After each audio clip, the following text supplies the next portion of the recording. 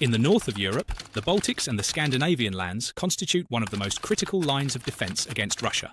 The safe delivery of military aid to Ukraine has become a key element of the European Union's defence strategy. However, Russia continues to challenge Europe not only on the front lines, but also on the logistical lines. Sabotage in the Baltic Sea, attacks on fibre optic cables and the mobility of the Russian Navy in the region pose a serious threat to the European Union. This is where the Nordic countries of Finland, Sweden and Norway are working on a massive logistics project to build a more secure connection to Europe.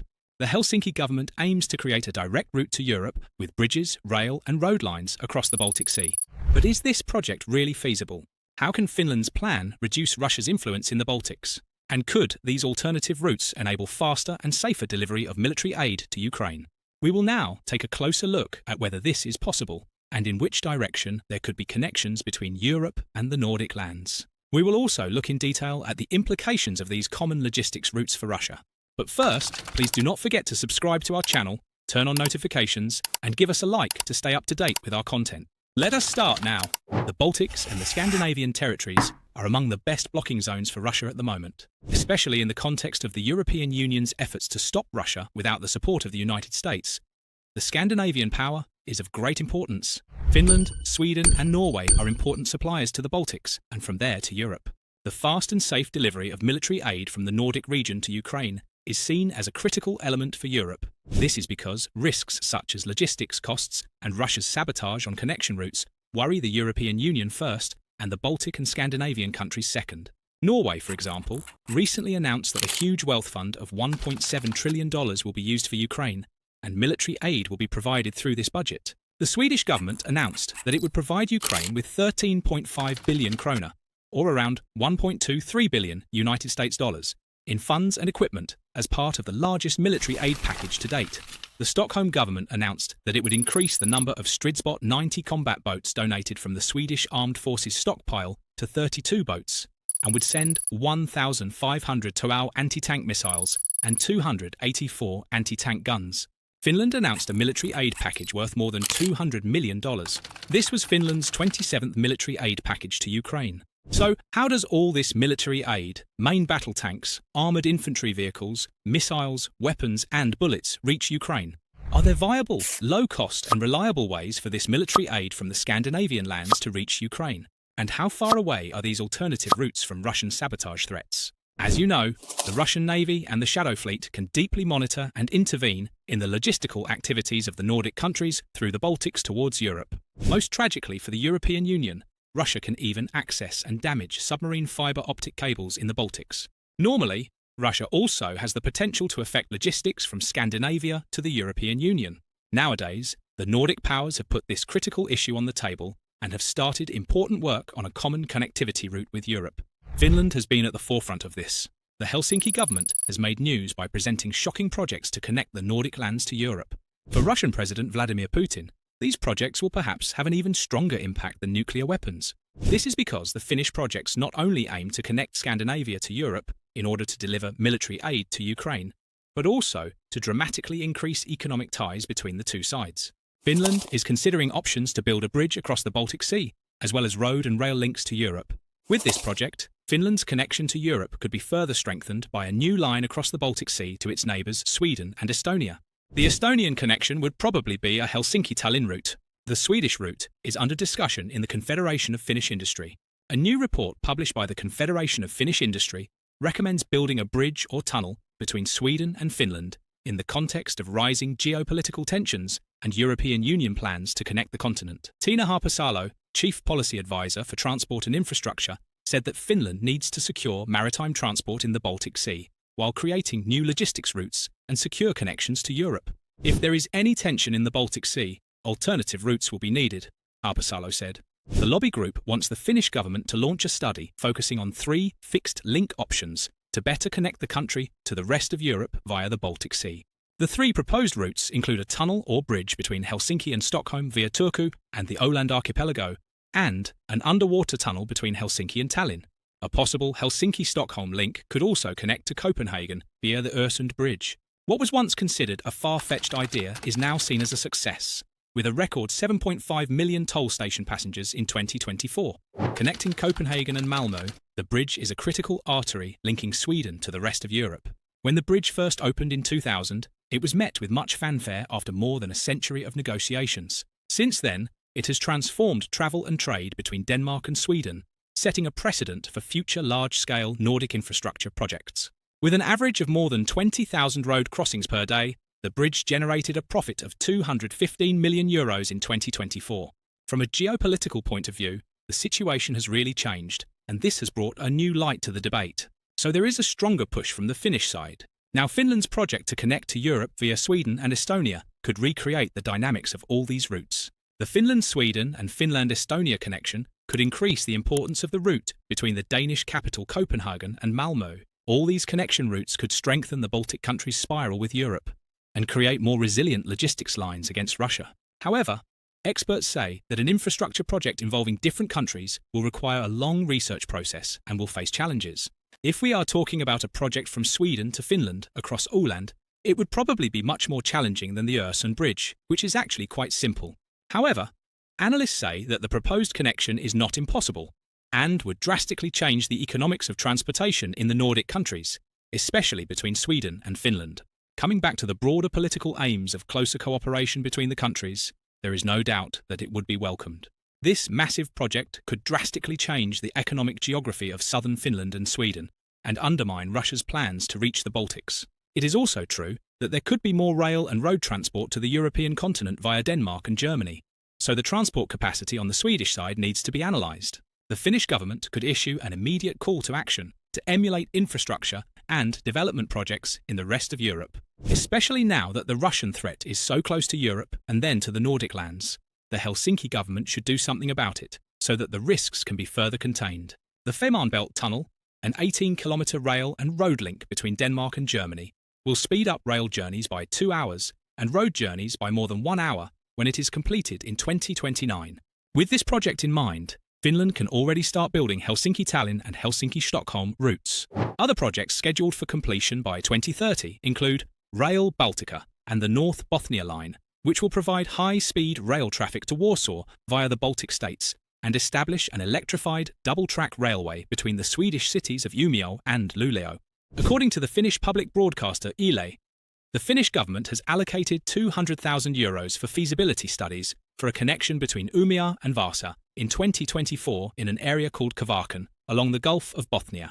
A report on the feasibility of this connection is expected to be published this year by the Finnish Transport Infrastructure Agency. Of course, this fixed link could have some economic impact on both regions, but at the moment, for example in Finland, the economic impact at the national level seems to be rather small. This is because the existing maritime transportation system is currently very efficient. Experts argue that Finland is dependent on exports, and with almost 100% of its exports going through the Baltic Sea, it suffers from a major weakness in transportation links. With all these details and data in mind, it would be incredibly critical for the stronger Nordic geography and the Baltics, and for Europe as a whole, for Finland to realise such logistics routing projects. Moreover, as we have mentioned, Finland's potential projects will visibly break Russia's dominance in the Scandinavian and Baltic regions. In the long-term perspective, Russia is likely to maintain its military build-up in both the Baltic Sea and the Arctic.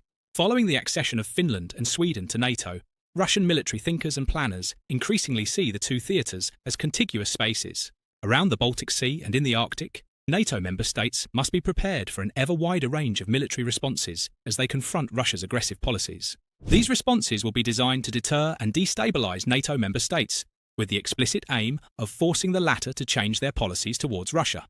Finland's common logistics link would serve to level Russia's playing field in the Baltics by pushing Sweden, Estonia and Denmark further into the forefront. In fact, it has long been clear to NATO that Nordic power would bring distinct advantages to the international military alliance. Thanks to the accessions, these advantages have admirably strengthened NATO against Russia.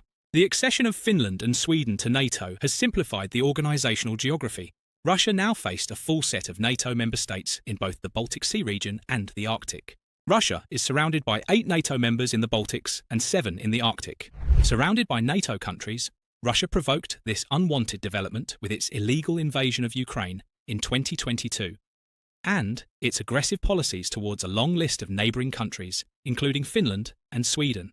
The Baltic Sea region and the circle of NATO member states in the Arctic, 12 separate states in total, with the Kingdom of Denmark, Sweden and Finland in both regions, contain some of Russia's harshest critics and some of Ukraine's most ardent supporters. This fact has elevated the two regions to ever more prominent positions in the Russian public debate. Simply put, there is a very long list of political preferences and decisions within and between the 12 NATO member states that Russia will seek to influence and undo. In February 2024, in a highly symbolic step, Russian President Vladimir Putin reintroduced the Leningrad military district. This region was involved in some of the most controversial Soviet military activities, including the invasion and occupation of independent Estonia, Latvia, and Lithuania, and the Winter War against Finland.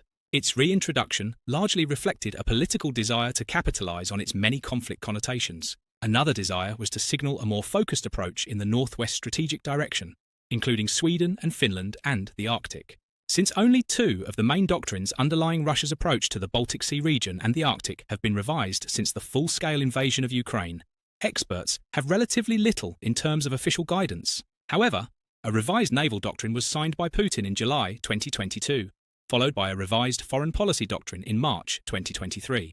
The naval doctrine claims that Russia's implementation of independent foreign and domestic policies has led to opposition from the United States and its allies, and adds that Russia should increase the combat potential of the Northern Fleet and develop its basing system.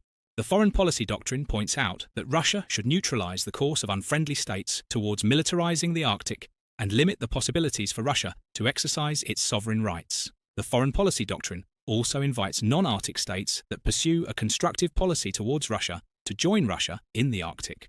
This is seen as a concession to China, which is seeking to increase its influence in the Arctic. The broader debate in Russia, as expressed in both academic and commentator communities, is more alarmist and aggressive. It is strongly communicated to the Russian public by the Kremlin regime that recent developments, in particular the admission of Finland and Sweden to NATO, are unacceptable and must be dealt with, including militarily by the Russian military. A frequent argument is that the previous rather precarious military balance has been disrupted by both enlargements and other anti-Russian measures taken by NATO as a whole, and by the 12 Baltic Sea and Arctic NATO member states acting individually or collectively. The measures are said to be a combination of conventional and combined military activities designed to further weaken Russia's position in both theatres. Russian public opinion is being led to expect that the Russian military will take this up now and even more forcefully after the end of the war in Ukraine. The accusation that NATO member states are using mixed measures against Russia is seen by Russia as legitimizing the use of unconventional approaches. The Kremlin has already used this strategic approach since the beginning of the war. This central element of the Russian military's thinking about the Baltic Sea region and the Arctic is absent from publicly available sources. The Putin regime is managing this plan behind the scenes. In order to achieve various effects, the Russian regime is considering the use of so-called hybrid tools covering the physical, cyber, and cognitive domains. The combined effect of these operations is such that the heads of government of NATO member states have said that even if they do not see themselves at war in January 2025, it is no longer a time for peace. The Russian literature on hybrid warfare is rich, but in essence, it can be summarized as creating a state of controlled chaos.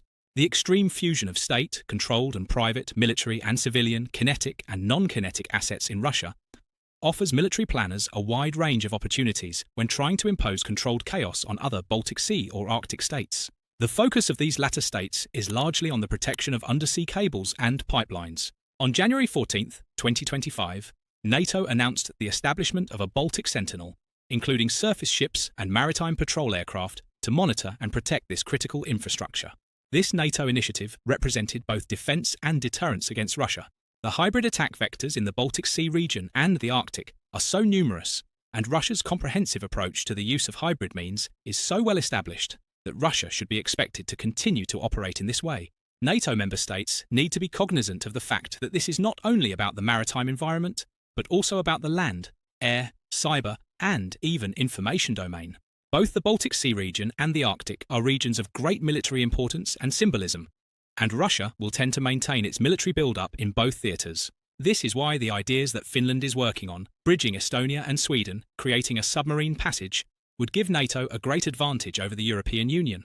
These Russian risks in the Baltic and Arctic can be gradually eliminated by Finland's projects to connect the Nordic lands with Europe. Through these routes, Not only Finland, but also Scandinavian countries such as Sweden and Norway can provide military assistance to Ukraine through safer routes under the European Union doctrine, thus undermining Russia's authority in the region. Thank you for watching.